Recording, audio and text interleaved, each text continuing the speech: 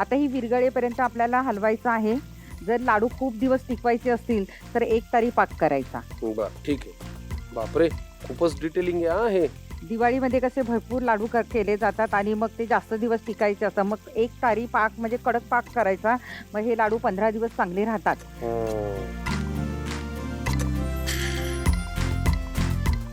Gas बारीक ठेवूया आणि हे वाटून घेऊया मिक्सरमध्ये. असं रवाळ वाटून घ्यायचं आपल्याला, म्हणजे तेच म्हणत होतो, हा. इकडे पाकाला पाक पाक पाक पाक करू द्या. आपण हा. तोपर्यंत ह्या पुऱ्या वाटून घेऊया रवाळ. वाटून घेऊया.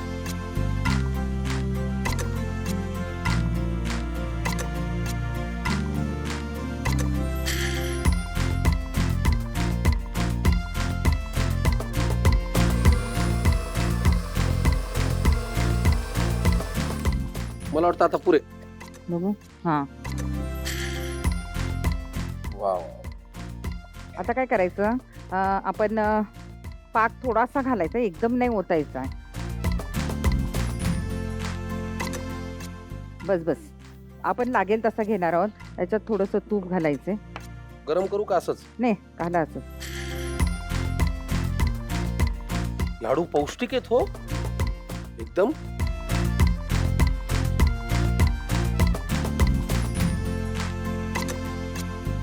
कधी असं झालंय का गॅसवर दूध ठेवलं आणि नाही, विसरलं? तसा काही प्रकार होत नाही, कारण मी बाहेर निघते वेळी 4 वेळा चेक करते की काही बंद, म्हणजे असं काही पण नुकसान इथे काही तुम्ही झालं आधी नाही. चेक केलं हे विसरताच, म्हणून तो 4 वेळेला करता.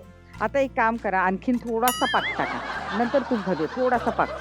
विषय काय चालू होता हेच विसरला तुम्ही. बस बस बस बस. गरम आहे ना.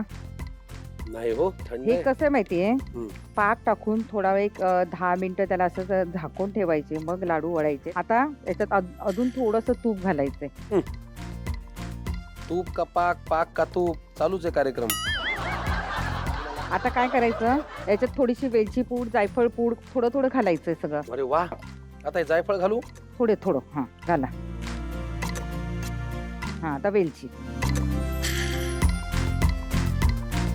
घाला. वेलची आता हा, थोडेसे घाला, थोडे आपले वरती लाडू बांधताना. बस बस बस. पिस्ते. हा.